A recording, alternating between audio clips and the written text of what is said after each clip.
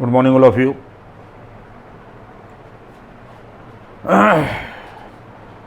Indefinite integration चल रहा था और इंडेफिनिट इंटीग्रेशन में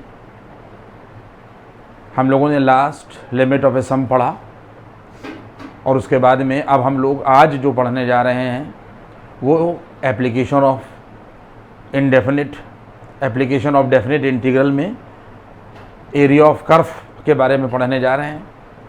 लेकिन उसके पहले जो पीछे का पार्ट हमने लास्ट पार्ट पढ़ाया है इंटीग्रल का, डेफिनिट इंटीग्रल का, लिमिट ऑफ ए सम का, उसमें उसी की कॉन्टिन्यूटी में ये अगला पार्ट है। और लेकिन ये एरिया ऑफ कर्व आज आप पढ़ेंगे, मेनली आज जो पढ़ेंगे वो एरिया ऑफ कर्व पढ़ेंगे। लेकिन पीछे के पार्ट में एक पॉइंट जो है वो और डिस्कस करना है, वो यहाँ पर डिस्कस करके हम लोग एरिया ऑफ कर्व पे जाएंगे। हम लोगों ने लास्ट जो क्वेश्चंस लगाया था उसमें एक फार्मूला लगाया था। देखिए ध्यान दे लीजिएगा कि लिमिट ऑफ ए सम में ये पढ़ेंगे हम लोग एरिया ऑफ कर्व, लेकिन 5-10 मिनट बाद।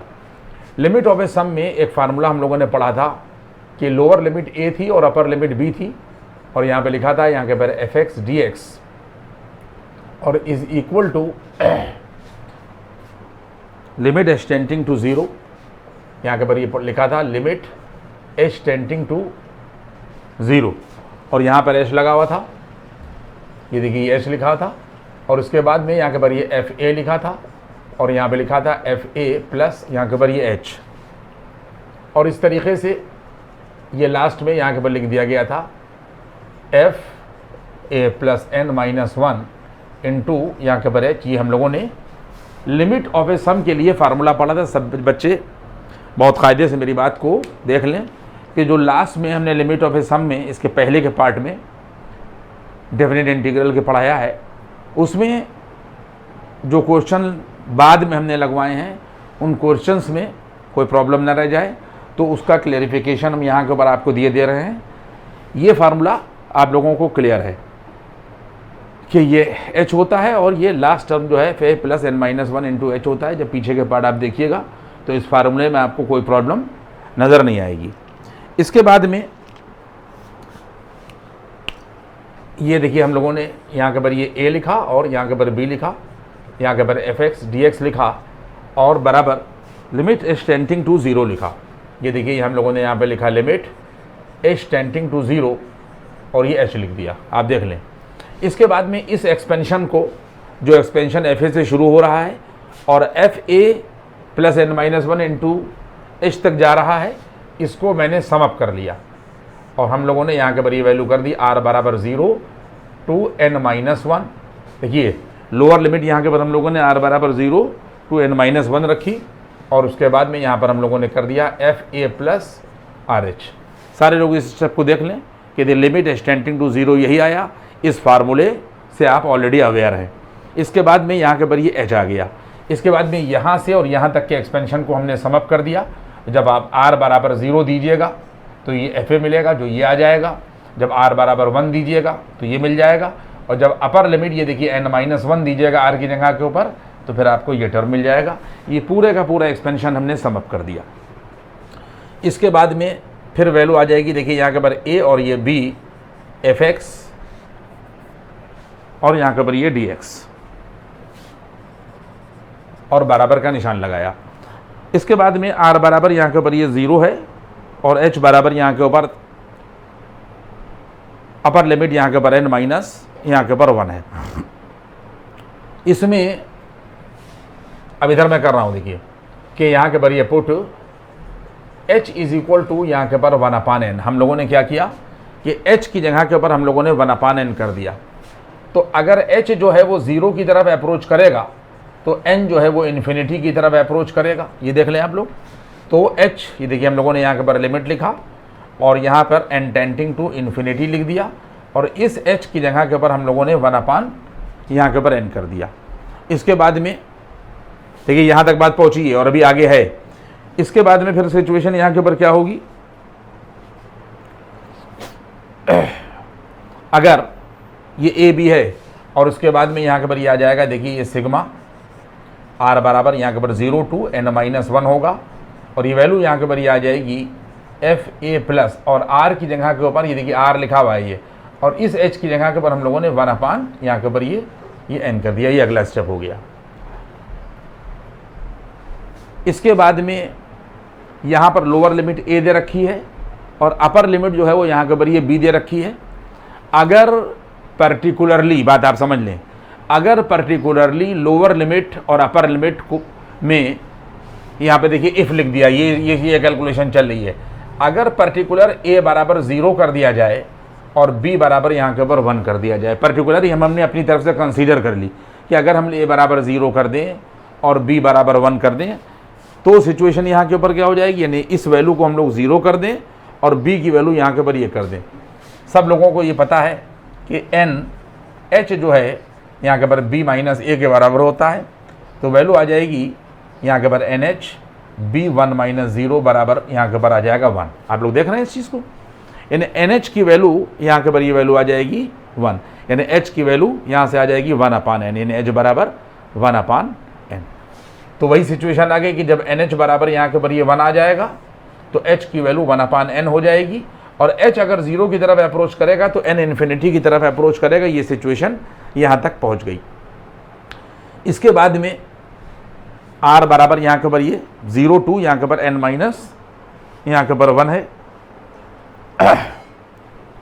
ये देखिए हम लोगों ने यहाँ के ऊपर क्या किया, ये 0 लिखा और यहाँ पर 1 लिखा, और ये fx और dx कर दिया। a की जगह पर 0 कर दिया, b की जगह पर 1 कर दिया, fx dx किया, और ये वैल्यू आ जाएगी यहाँ के ऊपर लिमिट n टेंडिंग टू यहाँ पर इन्फिनिटी, और ये देखिए 1/, यहाँ के ऊपर ये n आ जाएगा। यहाँ तक बात आ गई।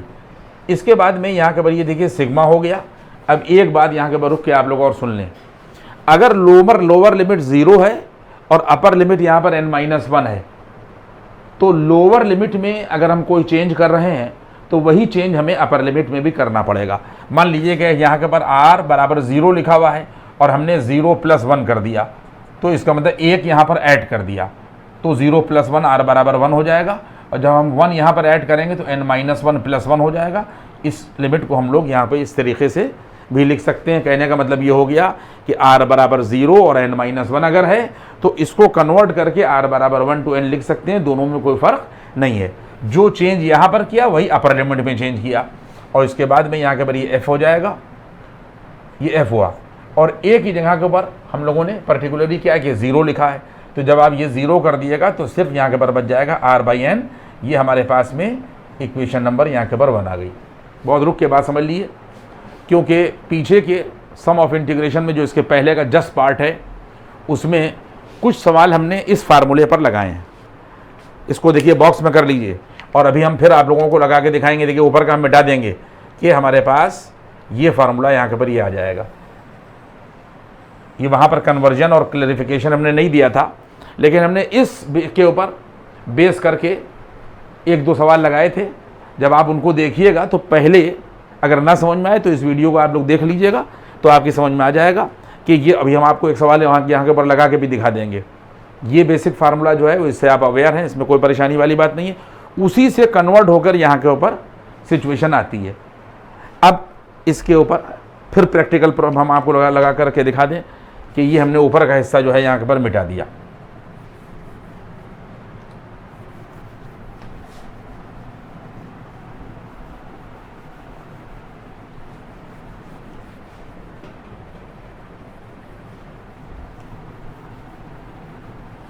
देखिए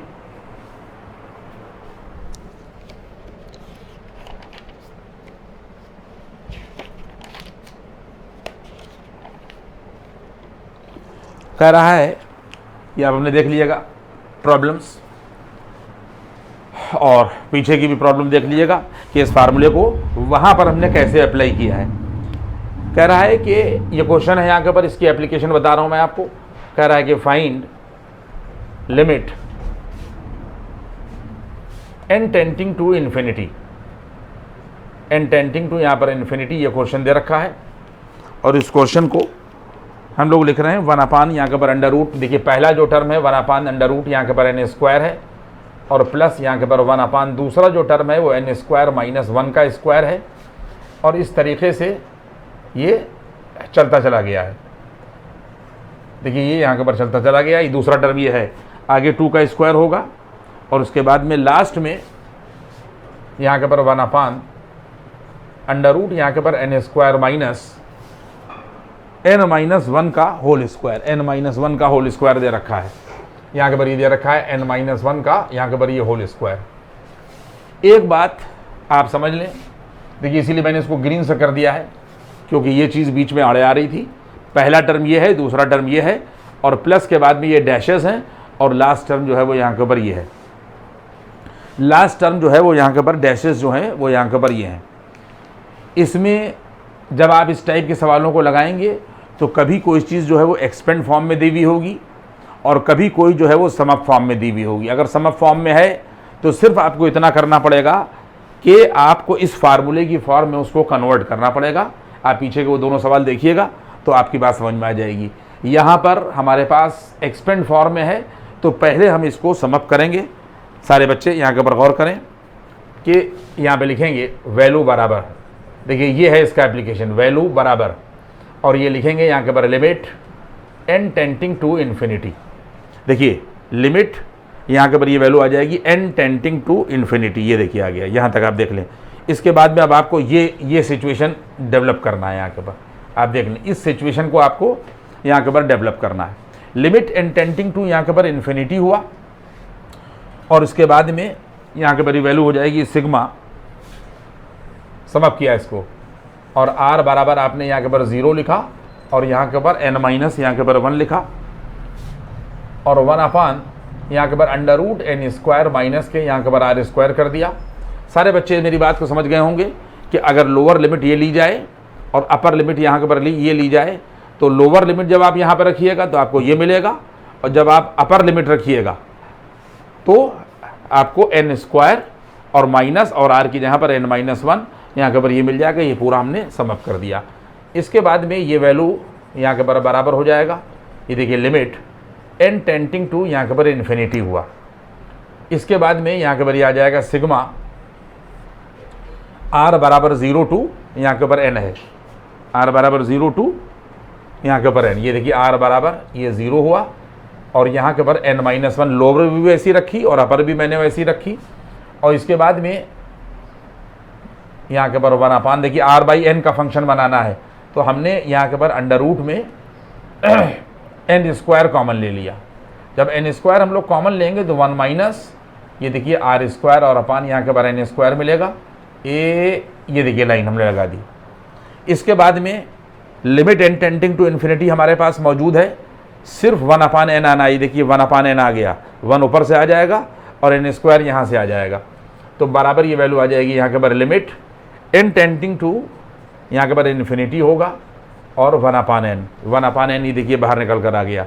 सिग्मा r बराबर 0, ये देखिए सिग्मा r बराबर 0 टू n-1 ये रहेगा और सिर्फ 1/√1 माइनस ये देखिए r बाई n का ये होल स्क्वायर आ गया और ये ब्रैकेट हम लोगों ने यहाँ के ऊपर बंद कर दिया। अब इसमें यहाँ के ऊपर ये जो पार्ट है आप सारे देख लें, ये जो पार्ट है ये r बाई n का फंक्शन आ गया तो यहाँ के ऊपर ये आ जाएगा। अगर आप इसका कंपैरिजन करें तो n टेंडिंग टू इन्फिनिटी ये मिलेगा, n टेंडिंग टू इन्फिनिटी ये मिलेगा, 1/n ये मिलेगा, 1/n ये मिलेगा। ये सिग्मा बराबर r बराबर 1 to n है, चाहे सिग्मा बराबर r बराबर 1 to n रखें और चाहे r बराबर 0 to n-1 रखें, बात बराबर अभी हम आपको बता चुके हैं।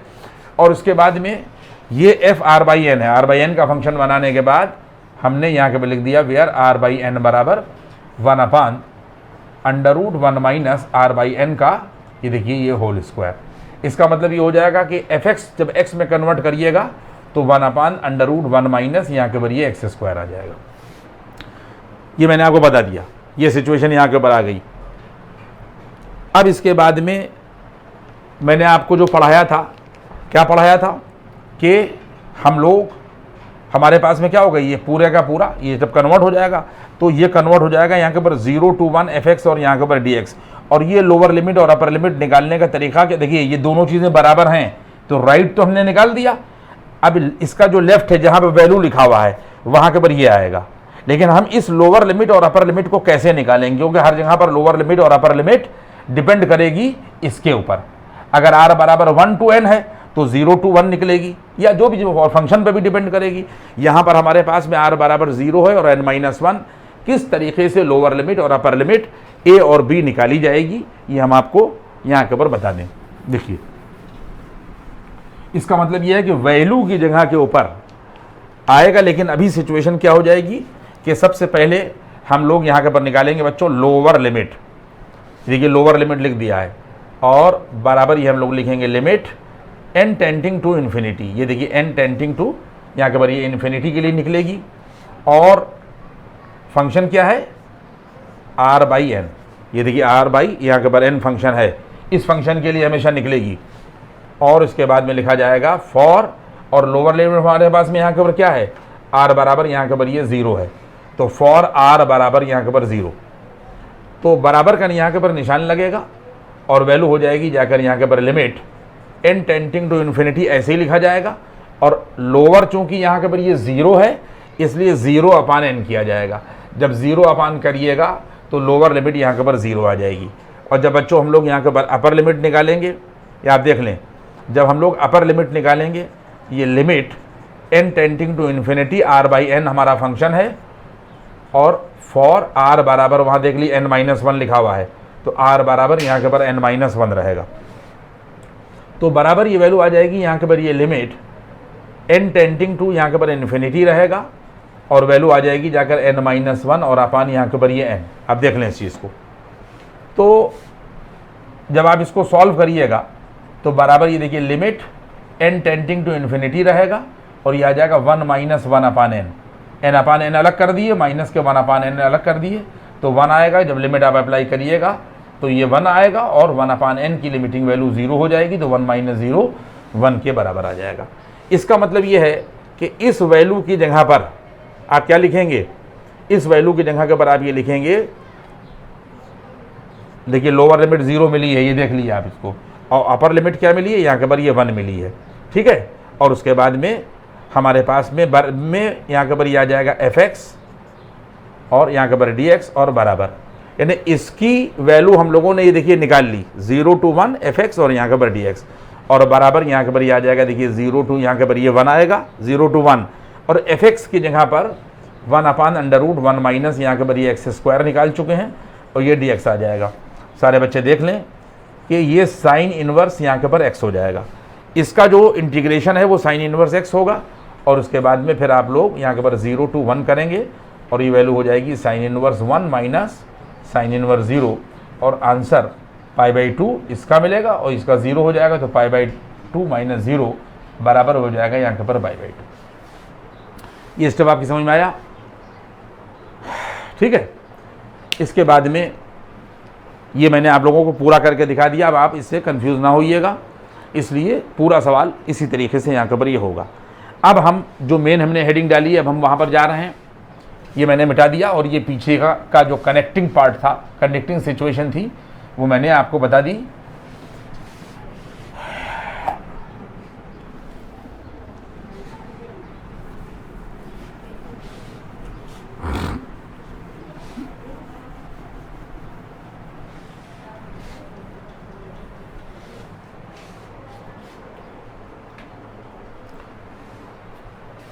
एप्लीकेशन ऑफ इंडेफिनिट इंटीग्रल में एरिया ऑफ कर्व जो है वो CBSE और IC दोनों के कोर्स में है, इसको आप लोग देख लें। सबसे पहला पॉइंट ये है कि हमारे पास में जो डेफिनिट इंटीग्रल होता है, इसके बारे में मैंने आपको बता दिया कि इसकी एक लोअर लिमिट होती है और एक अपर लिमिट होती है, और यहाँ के ऊपर fx और यहाँ के ऊपर ये dx होता है। इसकी ज्योमेट्री मैंने आप लोगों को बता दी थी कि हमारे पास में देखिए पहला पॉइंट आप देख लें, इस fx फंक्शन का एरिया निकाला जा रहा है जो बाउंडेड है x बराबर a और x बराबर b से और x एक्सिस से।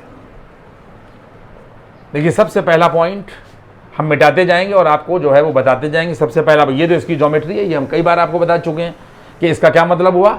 इसका मतलब ये हुआ कि हमारे पास में कोई कर्व है और कर्व दो बाउंडेशन के बीच में एक x बराबर a है और x बराबर b है, और उसके बाद में कर्व है और x एक्सिस है। x बराबर a और x बराबर b कर्व और x एक्सिस जितना स्पेस बाउंड कर रहे हैं उस एरिया को निकाला जाए तो उसका रिप्रेजेंटेशन जो है ज्योमेट्रिकली ये होगा। हम आगे बढ़े और पहला पॉइंट, एरिया ऑफ कर्व में सारे लोग इस बात को याद रखेंगे और मैं मिटाता जाऊंगा बार बार कि if area is bounded by, मैं मुंह से बोल रहा हूँ, मैं लिखूंगा नहीं, if area is bounded by x बराबर a, पहला पॉइंट देखें, और मैं इसको मिटा दूंगा कि ये y एक्सिस है। देखिए हमारे पास में यहाँ के पर ये y एक्सिस है और ये x एक्सिस है और ये है ओरिजिन। सिर्फ और सिर्फ आपको यही फिगर याद रखना है। हर जगह पर मैं इसी फिगर को आपको याद दिलाऊंगा और जितना भी टिपिकल सवाल होगा वो इसी फिगर से हल होगा। बाकी केसेस तो कई होंगे लेकिन हर केस में लगेगा यही। मैंने क्या कहा, if area is bounded by y बराबर F x, if area is bounded by y बराबर एफ एक्स, ये y बराबर एफ एक्स एंड x बराबर a एंड x बराबर a एंड x बराबर b एंड x बराबर b, उसके बाद में एंड x एक्सिस एंड यहाँ के बरिए x एक्सिस। ये मैंने कह दिया, मैं दोबारा इसको रिपीट नहीं करूँगा। Area is bounded by x बराबर a, x बराबर b, y बराबर F x and x axis. इसका मतलब ये हुआ कि हम लोगों को ये एरिया बच्चों निकालना है। ये एरिया हम लोगों को यहाँ के पर ये एरिया जो है वो हम लोगों को निकालना है। देख लो इस चीज़ को, यहाँ के पर ये एरिया हम लोगों को निकालना है। Area is bounded by x बराबर a, x बराबर b कर्व एंड यहाँ के ऊपर x एक्सिस। तो इस सिचुएशन में ये कर्व है, आप देख लें इस चीज़ को, और ये x एक्सिस है, ये बाउंडेशन है। तो रिक्वायर्ड एरिया पहले केस में यहाँ के पर जो हो जाएगा x बराबर यहाँ के पर a लिया जाएगा, x बराबर b लिया जाएगा, ये दोनों बाउंड्रीज ली जाएंगी। और अगर x एक्सिस इन्वॉल्व है तो यहाँ पे लिख दिया जाएगा y यहाँ के पर dx। अगर x एक्सिस इन्वॉल्व होगा तो y यहाँ के पर dx आ जाएगा और वैल्यू हो जाएगी जाकर यहाँ के पर x बराबर a, x बराबर b, और y की जगह पर हम लोग लिख देंगे fx और यहाँ के पर dx। इस पॉइंट को आपको याद करना है। ये पहला पॉइंट हो गया, ये ध्यान दे लीजिएगा। इसके बाद में दूसरे पॉइंट की तरफ जाइए।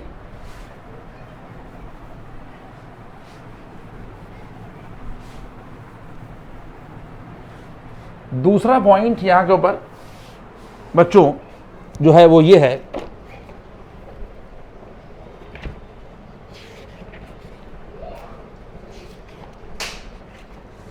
दूसरा पॉइंट यहाँ के ऊपर ये है। देखिए ये दूसरा पॉइंट है और एक एक पॉइंट जो है वो आप लोग पॉज कर करके देखते जाइएगा। ये हमारे पास में यहाँ के ऊपर y एक्सिस है और यहाँ के ऊपर ये x एक्सिस है।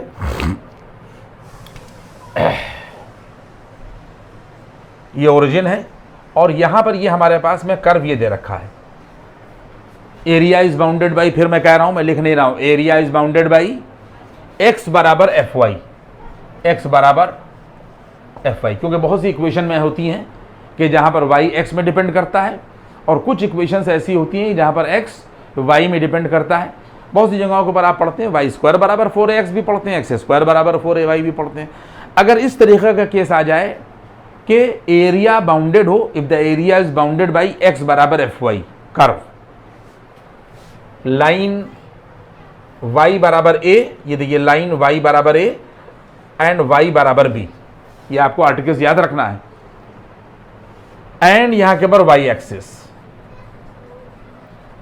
And y axis. तो इसका मतलब ये हो गया कि हम लोगों को ये एरिया बच्चों निकालना है। ये हम लोगों को क्या एरिया निकालना है, हम लोगों को ये एरिया निकालना है। ये स्पेस जितना कवर हुआ ये वाला, ये हम लोगों को यहाँ के ऊपर निकालना है।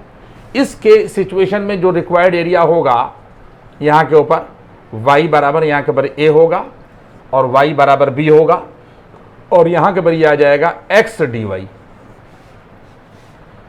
हम लोग y dx कब लिखेंगे, जब x एक्सिस इन्वॉल्व होगा, और x dy कब लिखेंगे, जब y एक्सिस इन्वॉल्व होगा। यहाँ के ऊपर लिख देंगे x dy और या ये होगा y बराबर यहाँ के ऊपर ये a और y बराबर यहाँ के ऊपर ये b होगा और ये वैल्यू यहाँ के ऊपर ये आ जाएगी fy और यहाँ के ऊपर dy।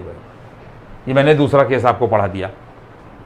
ये सब आप लोगों को याद रखना है। ये दूसरा पॉइंट हुआ। इसके बाद में फिर तीसरा पॉइंट आप देखें,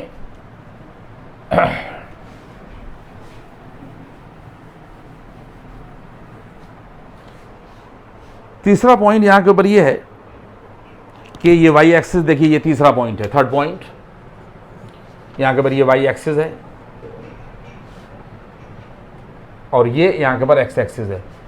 यहां पर एरिया जो है वो दो पार्ट्स में बाउंडेड है। एक बात आप याद रखिएगा कि अगर एक्स एक्सिस का ये हिस्सा लिया जाए तो एक्स पॉजिटिव होता है, अगर एक्स एक्सिस का ये हिस्सा लिया जाए तो एक्स नेगेटिव होता है।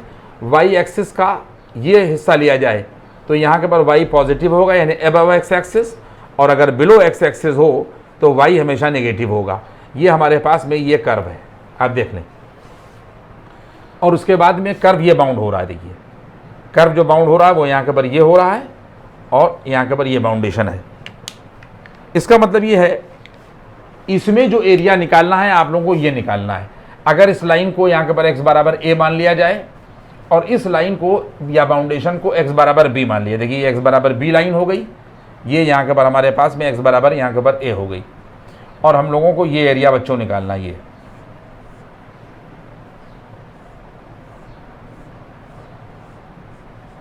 ये एरिया हम लोगों को यहाँ के पर निकालना है। इसमें ये जो कर्व है ये कर्व y बराबर यहाँ के पर fx है। इसमें आधा पार्ट जो है वो x एक्सिस के ऊपर है और आधा पार्ट जो है वो x एक्सिस के नीचे, यानी अबव x एक्सिस और बिलो x एक्सिस। इसका मतलब ये हो गया कि जहाँ पर ये कर्व, याद रखिएगा हमेशा, x एक्सिस को इंटरसेक्ट करेगा वहाँ पर हम लोग एक लाइन खींच देंगे, बाउंडेशन खींच देंगे। क्यों? क्योंकि कर्व एक ही है, लेकिन सिचुएशन क्या है कि कर्व का वो हिस्सा जो ऊपर है और कुछ हिस्सा नीचे है, तो नीचे के लिए हमेशा नेगेटिव लिया जाता है और ऊपर के लिए हमेशा पॉजिटिव लिया जाता है। यानी इसको अगर जब आप निकालिएगा तो सिचुएशन यहाँ के ऊपर क्या हो जाएगी, यहाँ के ऊपर ये आ जाएगा रिक्वायर्ड एरिया बराबर, ये देखिए ये एरिया निकालना जितना मैंने काले से वो ये किया, ये देखिए ए लिख दिया यहाँ पर और ये स्पेस निकालना है। और अगर हम यहाँ पर एक लाइन यहाँ के ऊपर ये खींच दें और मान लें कि ये लाइन x बराबर c है, तो रिक्वायर्ड एरिया क्या हो जाएगा, बस पहले ही वाला फिगर याद रखिए। देखिए यहाँ के ऊपर ये कर्व है, ठीक, इसके बाद में ये x एक्सिस है, एक बाउंडेशन ये है और एक बाउंडेशन यहाँ के ऊपर ये पहला वाला फिगर आप याद रखिएगा। तो x बराबर ये a होगा बच्चों और x बराबर c होगा, ये हमने x बराबर c मान लिया है। इसके बाद में यहाँ के ऊपर आ जाएगा y dx, क्योंकि x एक्सिस इन्वॉल्व है। इसके बाद में हम लोग प्लस लगाएंगे और प्लस लगाने के बाद में जब ये एरिया लिया जाएगा, कितना लिया जाएगा, एक बाउंडेशन x बराबर c है और दूसरी बाउंडेशन x बराबर b है, तो x बराबर ये c आएगा और x बराबर यहाँ के ऊपर b आएगा और ये आ जाएगा यहाँ के ऊपर y dx, क्योंकि x एक्सिस इन्वॉल्व है। लेकिन चूंकि ये x एक्सिस से नीचे है इसलिए यहाँ पर माइनस लगा दिया जाएगा, यहाँ पर y नेगेटिव होगा, ध्यान दे लीजिएगा, यहाँ पर y जो लिया जाएगा वो नेगेटिव है। यहाँ पर रिक्वायर्ड एरिया निकालने का तरीका यहाँ के ऊपर ये होगा। एक बात आपने समझी, ये तीसरा पॉइंट था, यहाँ के ऊपर ये जो पॉइंट था, यहाँ के ऊपर ये तीसरा पॉइंट था। इसके बाद भी यहाँ इसमें इस सिचुएशन में क्या थी, इसको आप यहाँ के ऊपर देख लें कि यहाँ पर y पॉजिटिव था यानी अबव एक्स एक्सिस, और यहाँ पर क्या था, y यहाँ के ऊपर जो है वो नेगेटिव है, y यहाँ के ऊपर नेगेटिव है। यहाँ तक बात आई, ये निकालने का ये तरीका होगा। इसके बाद में यहाँ के बाद हम लोग फोर्थ पॉइंट पर जा रहे हैं।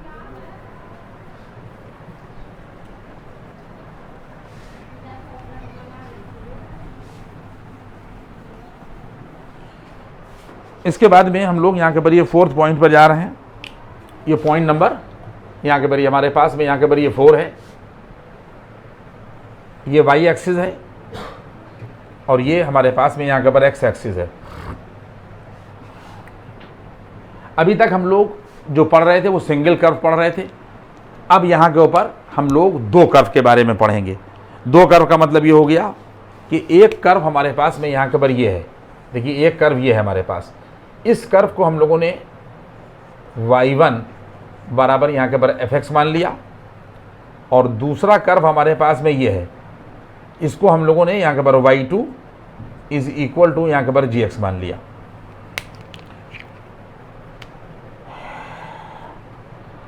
जो एरिया हमको निकालना है वो ये निकालना है। एक लाइन यहाँ के पर ये है और एक लाइन हमारे पास में यहाँ के पर ये है। ये लाइन x बराबर a है और ये लाइन x बराबर यहाँ के पर ये b है। यहाँ पर area bounded by two curves है। Area bounded by two curves and two lines x बराबर a एंड x बराबर b। तो हम लोग इसको कैसे निकालेंगे? यानी हम लोगों को जो एरिया निकालना है, सारे बच्चे देख लें कि ये एरिया निकालना है।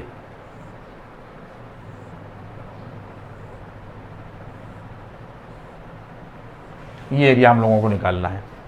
और ये क्या है कि area bounded by two curves y1 and y2, to lines x बराबर a एंड x बराबर b, और x एक्सिस अपने आप इन्वॉल्व है, इसमें x एक्सिस इन्वॉल्व है। सिर्फ और सिर्फ पहला फिगर आप याद रखिएगा। हम यहां से इस एरिया को निकालने के लिए क्या करेंगे कि यहां से लगाकर यहां तक, ये देखिए, अब आप नीचे वाला भूल जाइए, पहला फिगर याद करिए। यहां से यहां तक एरिया निकालेंगे।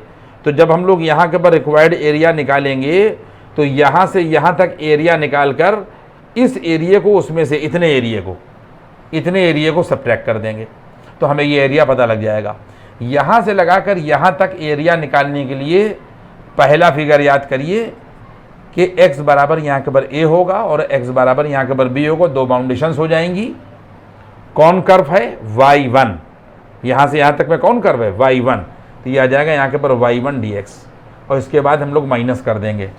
अब इसमें इस कर्व के ऊपर का हिस्सा भूल जाइए, फिर पहला फिगर याद करिए।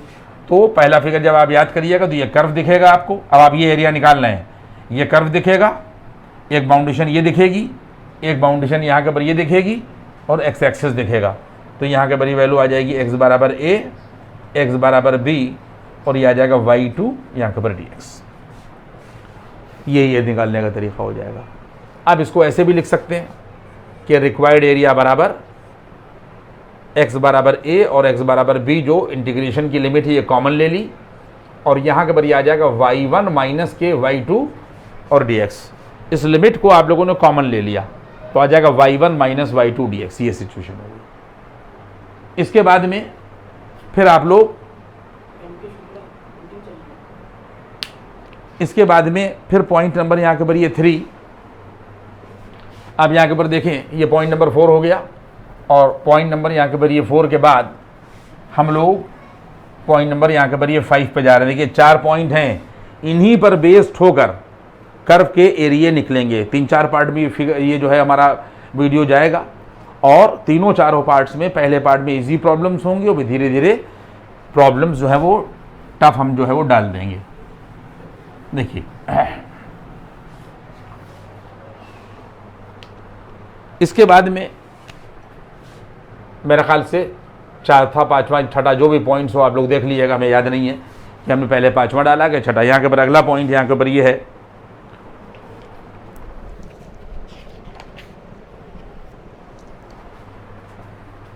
कि अगर हमारे पास में ये सिचुएशन यहाँ के ऊपर दे रखी है। देखिए ये है y एक्सिस है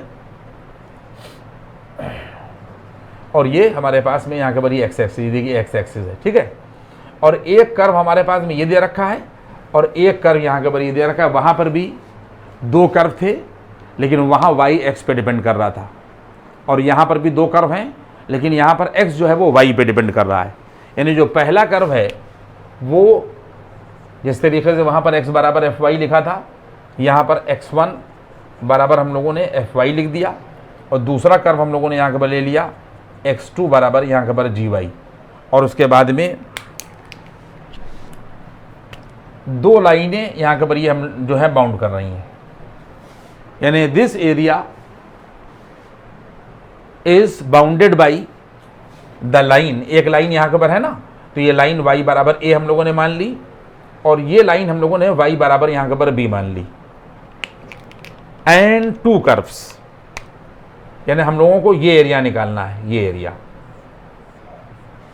बस हमने कहा ना कि फिगर नंबर आपको 1 याद रखना है और फिगर नंबर आपको 2 याद रखना है। अगर ये एरिया निकालना चाहते हैं जो हमने अभी आपको यहाँ के ऊपर शेडेड किया है, तो सिर्फ फिगर नंबर 2 याद करिए कि यहाँ से चलिए और ये पूरा एरिया निकालिए और उसमें से इस एरिया को घटा दीजिए।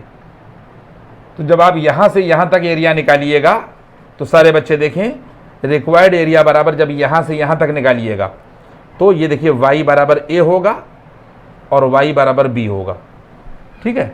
और ये आ जाएगा यहाँ के ऊपर x1 dy।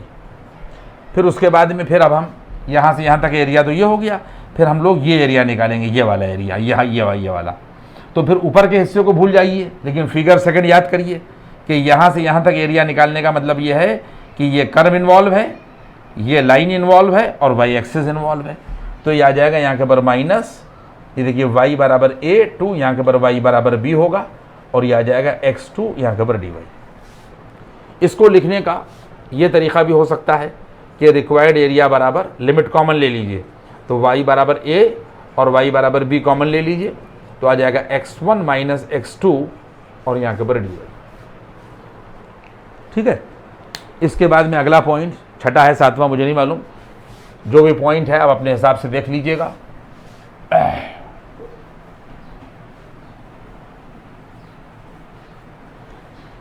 क्योंकि ये सारी आर्टिकल्स के बेस पर ही सवाल लगेगा, जिसमें फिगर नंबर 1 और फिगर नंबर 2 जो है वो बहुत मोस्ट इंपॉर्टेंट है। अब ये अगला पॉइंट है कि हमारे पास ये y एक्सिस है और ये देखिए ये x एक्सिस है।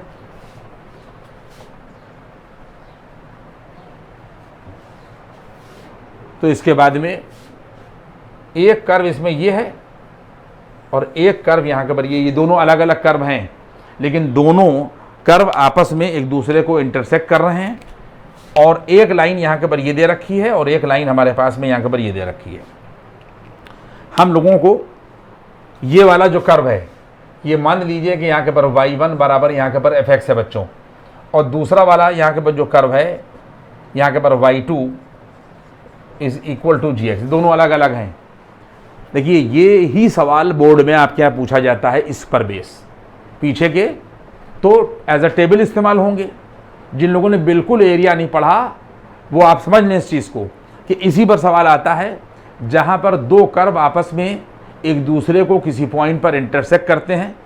सबसे पहला काम हम लोग ये करते हैं कि दोनों इक्वेशंस को सॉल्व करके इंटरसेक्शन पॉइंट निकाल लेते हैं, और जहाँ पर कर्व आपस में एक दूसरे को इंटरसेक्ट करता है वहाँ पर एक लाइन खींच दी जाती है बच्चों।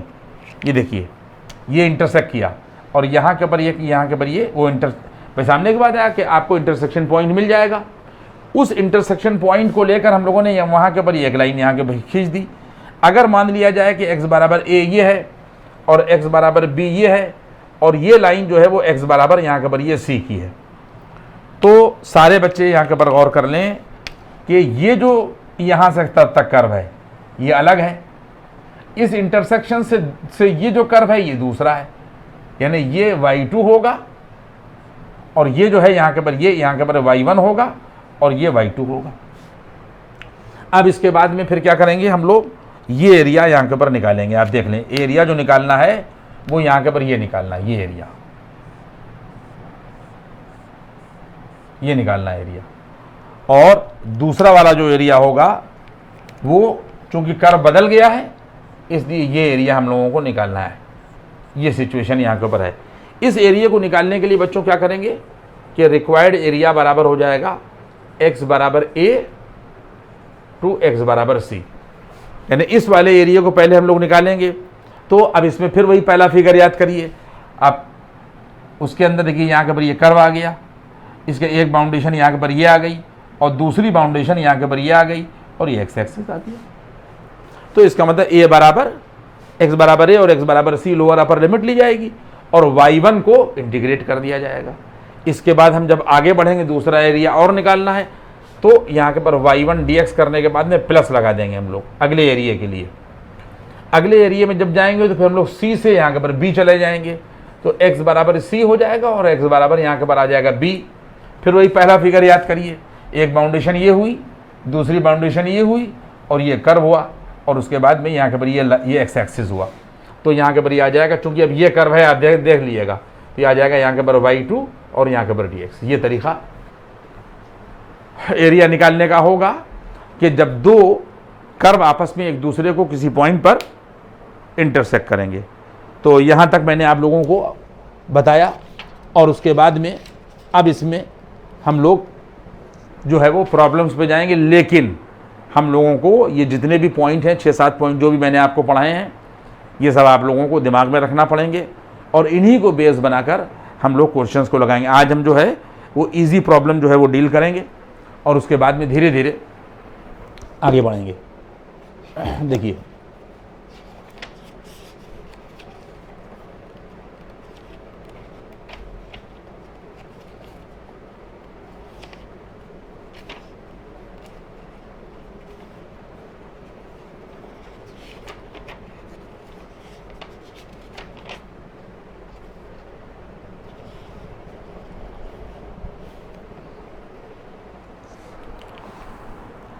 कह रहा है कि find the area of quadrilateral. देखिए क्वेश्चन नंबर 1 है, इसको पहले मैं ज़रा सा रब कर दूं फिर मैं आपको बताऊं। जो भी क्वेश्चंस लग जाएंगे हमारी टाइम बाउंडेशन के अंदर वो आज मैं लगवा दूंगा। मेनली आप लोग एरिया ऑफ कर्व का ये पहला पार्ट है जिसमें लिमिट ऑफ ए सम का भी एक पॉइंट हमने जो है वो क्लियर किया है जो पीछे के वीडियो से कनेक्टेड है। बहरहाल क्वेश्चन नंबर यहाँ के पर 1 ये है कि फाइंड द, देखिए ये लैंग्वेज है सवाल की, कह रहा है कि find the area of quadrilateral, find the area of quadrilateral bounded by the lines, bounded by the lines y बराबर 2x प्लस 3, y बराबर 0, x बराबर यहाँ के पर 4 और x बराबर यहाँ के पर 6। देखिए ये मान के पढ़ाया जाता है क्लासेस में कि हमने चैप्टर पढ़ाया तो किसी बच्चे को क्लियर नहीं है।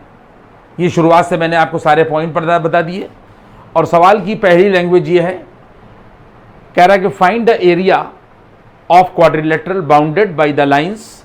एक लाइन ये दे रखी है, दूसरी लाइन ये दे रखी है, तीसरी लाइन ये दे रखी है और चौथी लाइन यहाँ के पर ये दे रखी है। ये हम लोगों ने यहाँ के पर वाई एक्सिस खींचा और यहाँ के पर ये एक्स एक्सिस खींचा। आप लोगों को क्योंकि जितने भी ग्राफ खींचे जाते हैं ये सब रफ खींचे जाते हैं, इसलिए रफ आइडिया आपको किसी भी चीज़ को स्केच करने का होना चाहिए। सबसे पहले हमारे पास में यहाँ के पर लाइन y बराबर यहाँ के पर 2x प्लस 3 दे रखी है, ये y बराबर mx प्लस c टाइप की है। अगर y बराबर यहाँ के पर ये 2x होता तो ये 3 ना होता, y बराबर खाली mx की फॉर्म होती तो जो लाइन होती वो ओरिजिन से पास होती। लेकिन जब प्लस 3 हो गया तो इसका मतलब ये है कि कोई भी लाइन ये देखिए y एक्सिस है, ये इस तरीके से पास हो रही है ओरिजिन से 3 यूनिट ऊपर, ओरिजिन से 3 यूनिट ऊपर। इसका मतलब y बराबर ये 2x प्लस के 3 की यहाँ के ऊपर लाइन हो गई ओरिजिन से 3 यूनिट ऊपर। इसके बाद में कह रहा है y बराबर 0, तो y बराबर 0 जो है वो x एक्सिस हो जाएगा। y बराबर 0 क्या हो जाएगा, ये x एक्सिस हो जाएगा। अब x बराबर 4 है तो सारे बच्चे देख लें कि अगर 0 ये है तो 4 जो है वो आगे होगा। x बराबर 4 मान लीजिए ये हो गया, x बराबर 4 0 के आगे, और 6 x बराबर 6 ये 4 के भी आगे होगा, तो ये x बराबर यहाँ के पर ये 6 हो गया। ये क्वाड्रिलेटरल बन गया। एक लाइन, दूसरी लाइन, तीसरी लाइन और यहाँ के पर ये चौथी लाइन। यहाँ के ऊपर जो एरिया निकालना है वो बच्चों ये एरिया निकालना है। ये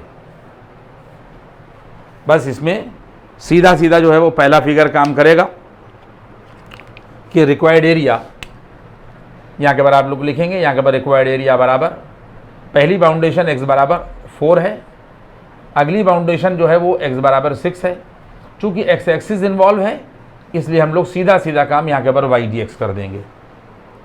इसके बाद में यहाँ के बराबर आ जाएगा रिक्वायर्ड एरिया बराबर ये 6 अपर लिमिट होगी और x बराबर 4 जो है ये लोअर लिमिट होगी, और जहाँ पर y लिखा हुआ है वहाँ पर हम लोग 2x प्लस 3 कर देंगे। तो ये हम लोग कर देंगे 2x प्लस 3 और यहाँ के ऊपर dx। हम कोई इंटीग्रेशन बहुत सख्त होगा तो हम कर देंगे, बाकी हम इंटीग्रेशन अब पढ़ा चुके, हम आपको आंसर नहीं निकाल के दिखाएंगे, हम एरिया ऑफ कर्व पढ़ा रहे हैं। इनडेफिनेट इंटीग्रेशन कहीं पर अगर कोई ऐसा टेढ़ा होगा तो हम कर देंगे, बाकी आप पीछे के वीडियो देखिएगा और इंटीग्रेशन लगाना खुद सीखिएगा और उसमें लिमिट लगाना सीखिएगा। ये x बराबर 4 है, x बराबर 6 है और y की वैल्यू रखने के बाद में ये आ गया। इसका आंसर नोट कर लिए, जब आप सॉल्व करिएगा तो 26 मिलेगा जो हमारे पास नोटेड है।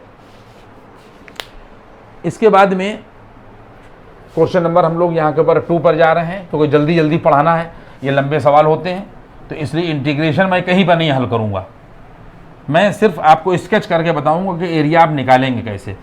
इसके बाद में फिर हमारे पास में क्वेश्चन नंबर यहाँ के ऊपर ये 2 है, कह रहा है कि find the area of triangle. Question number यहाँ के ऊपर ये 2 है, कह रहा है कि find the area of triangle. ये हमने शॉर्ट कर दिया है, मैंने बोल दिया है, मुंह में अपने जहन में रखिएगा कि find the area of the triangle bounded by the lines. y बराबर यहाँ के ऊपर 3x है, x बराबर 0 है और x बराबर 2 है। पूरी लैंग्वेज मैंने बोल दी है, मैंने लिखी नहीं है कि find the area of the triangle और बाई 3 लाइंस, y बराबर 3x, x बराबर 0 और x बराबर 2। देखिए ये आपने y एक्सिस खींचा और ये x एक्सिस खींचा। ये पहली जो लाइन है ये y बराबर mx टाइप की है, यानी ये लाइन ओरिजिन से पास होगी, ये लाइन ऐसे होगी। देखिए ये y बराबर 3x हो गई, ये पहली लाइन खींच दी। फिर उसने कहा कि x बराबर 0, x बराबर 0 बच्चों ये y एक्सिस हो गया, ये y एक्सिस हो गया। इसके बाद में x बराबर 2, x बराबर 2 देखिए यहाँ के ऊपर ये आ जाएगी लाइन ओरिजिन से आगे। तो हम लोगों को यहाँ के ऊपर जो एरिया निकालना है वो देखिए ये निकालना है, ये स्पेस बाउंड हुई, जो इसने कहा है 3 लाइनों के थ्रू ये स्पेस बाउंड हुई, जिसमें एक लाइन ये है, दूसरी लाइन ये है और तीसरी लाइन ये है, तो इसमें ये एरिया हम लोगों को निकालना है। अब इसके देखिए 2 तरीके हैं कि उसने यहाँ के ऊपर x बराबर 0 कहा है, लेकिन हम x बराबर 0 नहीं ले रहे हैं, नहीं तो सवाल जो है वो टेढ़ा हो जाएगा। x बराबर 0 कह दिया, ठीक है, लेकिन जो स्पेस हमको यहाँ के ऊपर दिख रहा है, इसमें पहला फिगर के थ्रू भी हम लोग एरिया निकाल सकते हैं कि एक बाउंडेशन हमारे पास में ये है। हमेशा जो भी कर्व या जो भी लाइन के कॉर्नर्स होते हैं, हम लोग उन कॉर्नर्स को देखते हैं। एक कॉर्नर हमारे पास में ये है और एक कॉर्नर हमारे पास में ये है। यहाँ से x बराबर 2 पास हो रही है और इस कॉर्नर से y एक्सिस यानी x बराबर 0 पास हो रहा है। तो हम को इस तरीके से भी इसको निकाल सकते हैं, रिक्वायर्ड एरिया बराबर x बराबर 0, x बराबर 0 और x बराबर यहाँ के ऊपर 2, दोनों कॉर्नर्स हो गए। कितना बाउंडेशन है इनके बीच में? इनके बीच में जो बाउंडेशन x एक्सिस इन्वॉल्व है, और ये वैल्यू आ जाएगी यहाँ के ऊपर y dx। इसके बाद में फिर यहाँ के ऊपर आ जाएगा रिक्वायर्ड एरिया बराबर x बराबर यहाँ के ऊपर ये 0 होगा, ये 2 होगा और y की वैल्यू हम लोग 3x और यहाँ के ऊपर dx रख देंगे।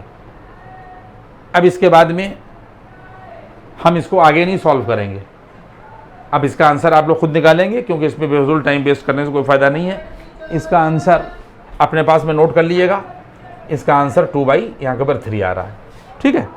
अब अगले सवाल की तरफ चले, क्योंकि इसी तरह लगाएंगे जब भी जल्दी जल्दी चीज़ें जो हैं वो कवर हो जाएंगी।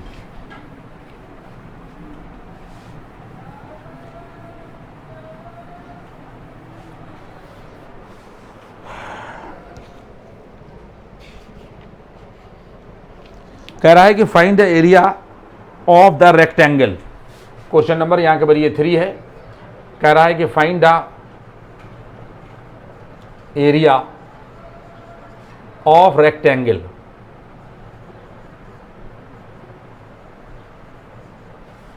Rectangle bounded by the lines, bounded by the lines mod x बराबर 1, मॉड x बराबर यहाँ के ऊपर ये 1, मॉड x बराबर 1 नहीं दे रखा है बल्कि 2 दे रखा है। मॉड x बराबर यहाँ के ऊपर ये 2, मॉड x बराबर 2 है और कॉमा y बराबर 0 है और कॉमा यहाँ के ऊपर y बराबर 1 है। देखिए ये छोटे छोटे सवाल लगवाने से का मेरा जो मोटिव है वो ये है कि जब आप कोई बड़ा सवाल लगाएं और ये छोटी चीज़ें वहाँ पर अप्लाई हों तो ये आपकी समझ में आ जाए। एकदम से बड़े सवाल में अगर हम कोई चीज़ अप्लाई करेंगे तो फिर आपको दिक्कत आएगी। इस वीडियो को आप पूरा थोड़ा देख लेंगे तो बेसिक आपका जो है वो क्लियर हो जाएगा। देखिए हमारे पास में यहाँ के ऊपर ये वाई एक्सिस है, ये वाई एक्सिस है, और ये हमारे पास में ये देखिए ये एक्स एक्सिस है। सबसे पहले हम लोगों को क्या कहा जा रहा है कि find the area of the rectangle, और वो रेक्टेंगल कैसे, bounded by the lines mod x बराबर 2। मॉड एक्स बराबर 2 का मतलब ये हो गया कि सारे बच्चे ये देख लें कि अगर कहीं पर लिखा हुआ है मॉड एक्स बराबर ए, तो कई जगह पर हमने पढ़ाया है आपको, तो ए एक्स बराबर प्लस माइनस ए हो जाएगा, ये फार्मूला है। तो मॉड एक्स बराबर अगर 2 है तो यहाँ के पर एक्स बराबर प्लस माइनस 2 हो जाएगा ये। तो इसका मतलब ये हुआ रेक्टेंगल बन रही है, मॉड एक्स बराबर 2 से बन रही है, इसको हमने ऑपरेट किया तो एक्स बराबर हम लोगों को +2 मिला बच्चों, ये +2 मिला, और एक्स बराबर हम लोगों को यहाँ के पर ये -2 मिला। ये एक्स बराबर -2 हुआ, और ये ओरिजिन है, और ये एक्स बराबर +2 हुआ। ये मामला ये निपट गया। y बराबर 0, y बराबर 0 एक्स एक्सिस हो गया, ये y बराबर 0 हो गया।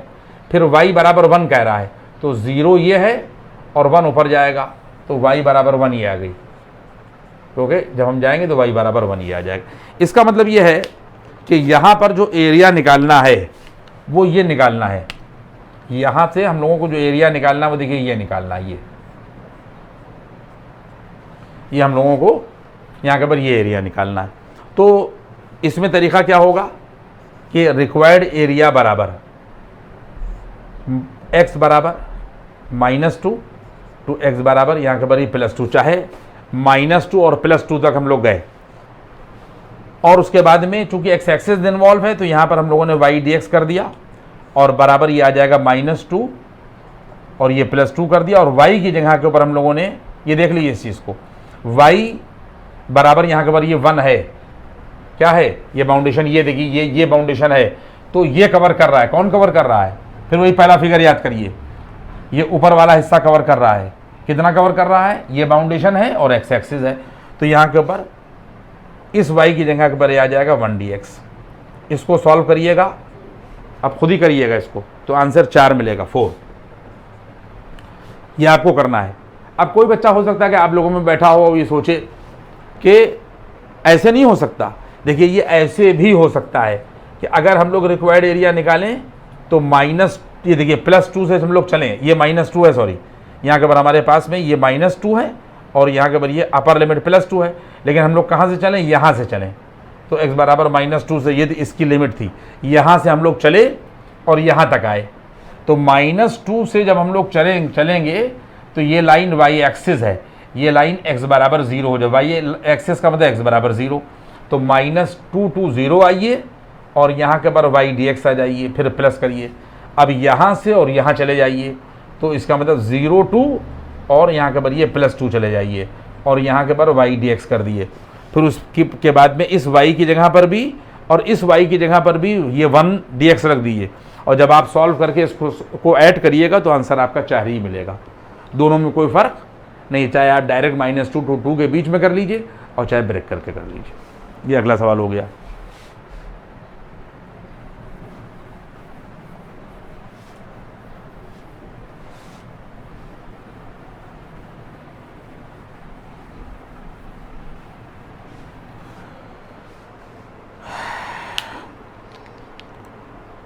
Find the area of the circle, ये अगला क्वेश्चन है, क्वेश्चन नंबर मेरे ख्याल से 4 है। कह रहा है कि find the area of circle x² + y² is equal to a², ये दिया हुआ है।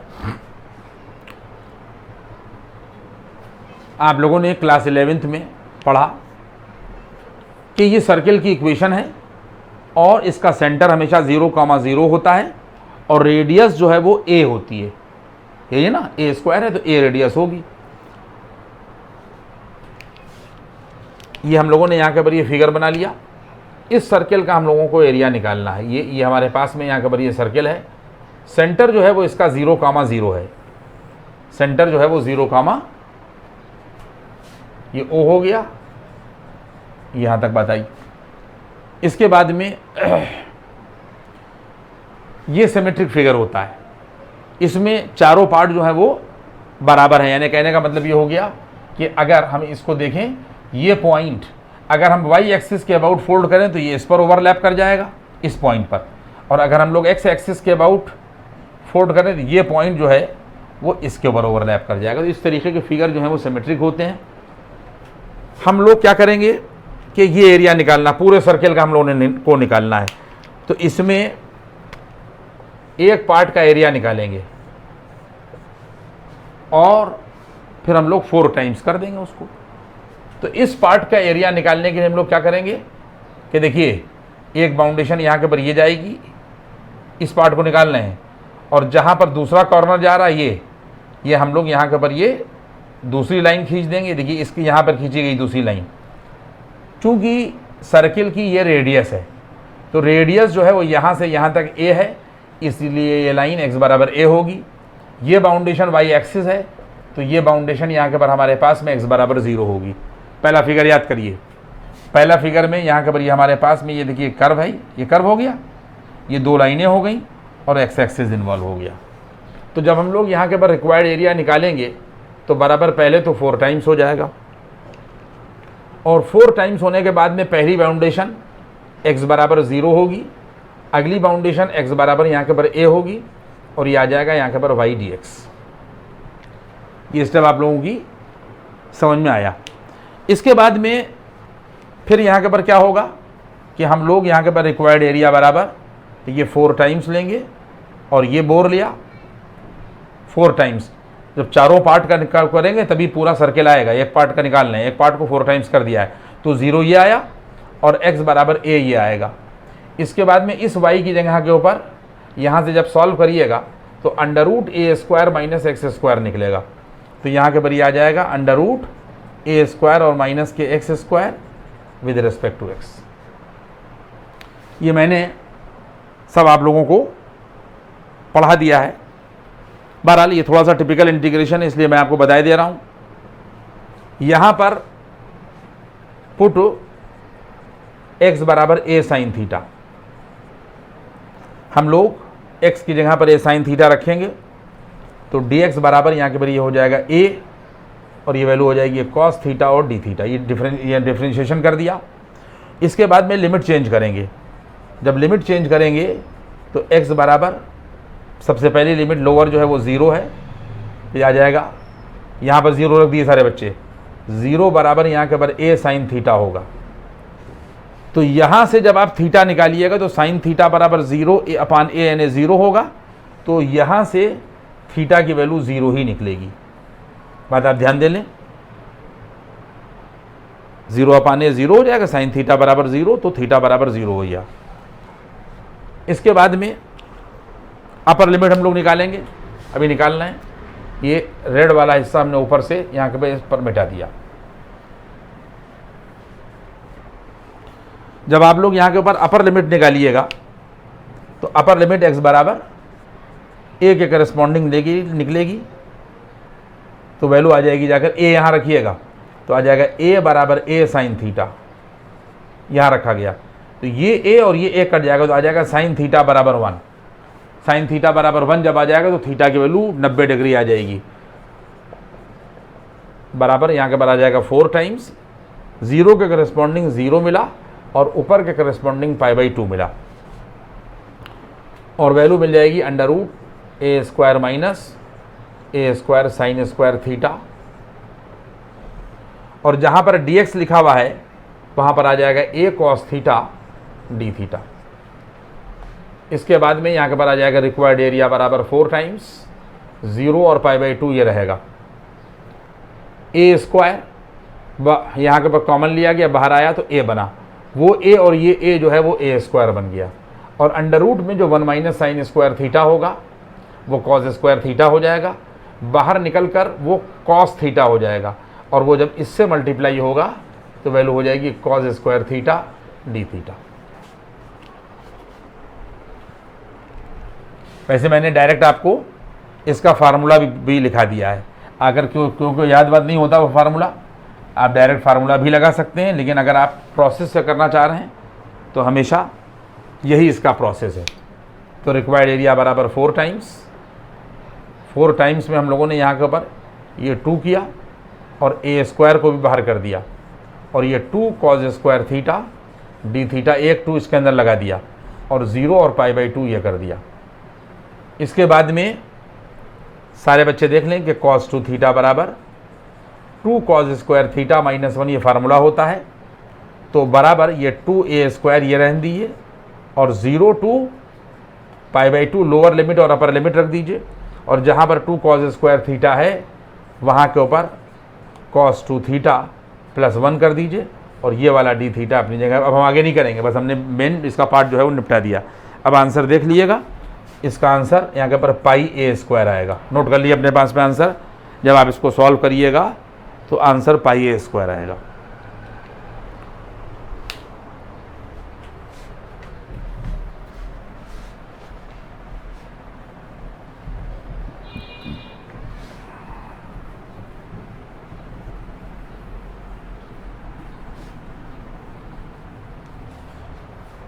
इसके बाद में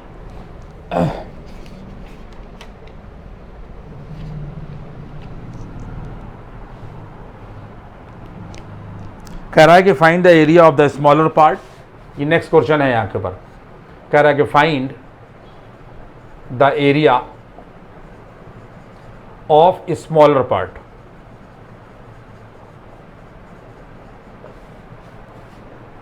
of the circle x square और प्लस यहाँ के पर वाई स्क्वायर बराबर a square, cut off by the line, यहाँ के पर cut off by the line x बराबर यहाँ के पर a/√, यहाँ के पर ये 2, एक्स बराबर a/ यहाँ के पर √2 दे रखा है। ये हमारे पास में ये सर्किल है।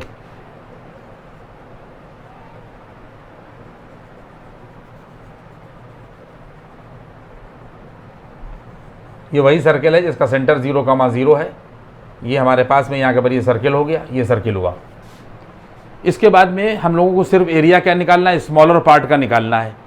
आप याद रखिए कि यहाँ से ये ओरिजिन है ना, यहाँ से लगाकर यहाँ तक जो लाइन होगी, ये यहाँ से यहाँ तक x बराबर यहाँ के पर a होगी। जब हम a/√2 कर देंगे तो इसका मतलब ये है कि ये छोटी हो जाएगी। यानी अगर कहीं पर 2 लिखा हुआ है या 3 लिखा हुआ है तो 3 ज़्यादा होगा, और वो कहते 3/2, तो इसका मतलब ये कि 1.5 हो गया, उसका आधा हो गया। और यहाँ पे तो बल्कि a/√2 लिखा हुआ है, तो अगर a/2 कहता तो तब भी सिचुएशन क्या हो जाती कि आधा पार्ट ले लिया जाता, यहाँ से ले लिया जाता, और इसको हम लोग इसको आधा कहते और इसको आधा कहते, लेकिन उसने a/√2 कहा है। तो ये वैल्यू हम लोगों ने यहाँ के पर ये देखिए, ये x बराबर a/√2 की हम लोगों ने लाइन खींच दी। यहाँ से यहाँ तक a है, यहाँ तक a/2 हो जाता है, बल्कि और कम है तो ये a/√2 कर दिया हमने। अब इसके बाद में इसमें हम लोगों को जो एरिया निकालना, देखिए अभी सिचुएशन ये हो गई कि इसमें स्मॉलर पार्ट ये है। स्मॉलर पार्ट जो है वो राइट वाला है और लार्जर पार्ट इधर वाला है। तो हम लोगों को ये एरिया निकालना है, कि हम लोगों को ये एरिया निकालना है। देखिए ये एरिया हम लोगों को जो एरिया निकालना है वो यहाँ के ऊपर ये निकालना है। तो एक कॉर्नर तो ये हो गया। इसके बाद में देखिए सर्किल ये जा रहा है, तो एक बाउंडेशन यहाँ के ऊपर ये है, एक लाइन हम लोगों ने यहाँ के ऊपर ये खींच दी। अब इसमें याद करिए कि यहाँ से और यहाँ तक ये एक सिमेट्रिक फिगर है। जितना एरिया एक्स एक्सिस के ऊपर होगा उतना ही एरिया एक्स एक्सिस के यहाँ के ऊपर नीचे होगा। तो रिक्वायर्ड एरिया यहाँ के ऊपर क्या हो जाएगा, यहाँ के ऊपर रिक्वायर्ड एरिया बराबर हो जाएगा 2 टाइम्स। पूरा एरिया निकालना है तो सिर्फ आप इतना याद करिए, सिर्फ ऊपर का एरिया निकालना है।